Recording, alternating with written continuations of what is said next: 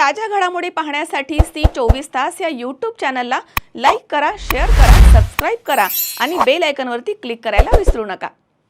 नाशिक ग्रामीण जिल्हा पोलीस अधीक्षक बाळासाहेब पाटील यांनी आदेशित केल्याप्रमाणे जिल्ह्यामधील अवैध व्यवसायांचे समूळ उच्चाटन तसेच सराईत गुन्हेगारीस प्रतिबंध होण्यासाठी तत्पर कारवाई करण्यात येत आहे। त्या अनुषंगाने स्थानिक गुन्हे शाखेचे पोलीस निरीक्षक रवींद्र मगर यांच्या पथकाने पिंपळगाव पोलीस ठाणे हद्दीमध्ये अवैधरित्या अंमली पदार्थ गांजाची विक्री करणाऱ्या इसमावरती छापा टाकून कारवाई केली आहे। 26 जून रोजी स्थानिक गुन्हे शाखेचे पोलीस निरीक्षक रवींद्र मगर यांना मिळालेल्या बातमीनुसार पिंपळगाव शहरामधील उंबरखेड रोड परिसरामध्ये एक इसम हा अवैधरित्या अंमली पदार्थ कब्जामध्ये बाळगून विक्री करत असल्याची माहिती त्यांना मिळाली होती।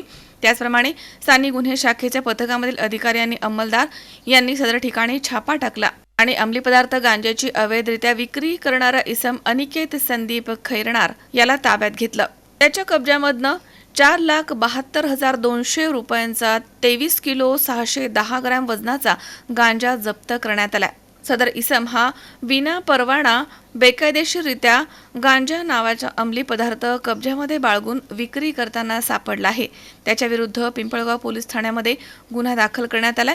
नाशिक ग्रामीण जिल्हा पोलीस अधीक्षक बाळासाहेब पाटील तसेच अप्पर पोलीस अधीक्षक नाशिक ग्रामीण आदित्य मिरखेलकर यांच्या मार्गदर्शन आणि सूचनांप्रमाणे स्थानिक गुन्हे शाखेचे पोलीस निरीक्षक रवींद्र मगर, पोलीस उपनिरीक्षक प्रकाश भालेराव, पोलीस अंमलदार नवनाथ वाघमोडे, संदीप नागपुरे, सतीश जगताप, किशोर खराटे, सतीश घुटे तसेच विश्वनाथ धारबळे, योगिता काकड, किशोर बोडके, बालाजी कुंटेवाड, चालक पोलीस हवालदार संतोष पाटील, तानाजी झुरडे यांच्या पथकानं वरील प्रमाणे कारवाई केली आहे।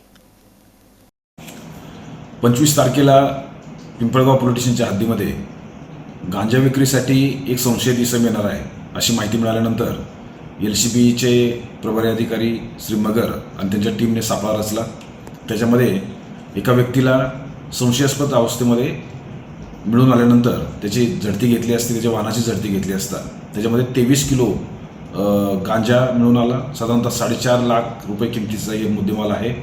या बाबतीमध्ये पिंपळगाव पोलीस स्टेशन या ठिकाणी गुन्हा दाखल करण्यात आलेला आहे आणि पुढील तपास पिंपळगावचे प्रभारी अधिकारी करत आहेत।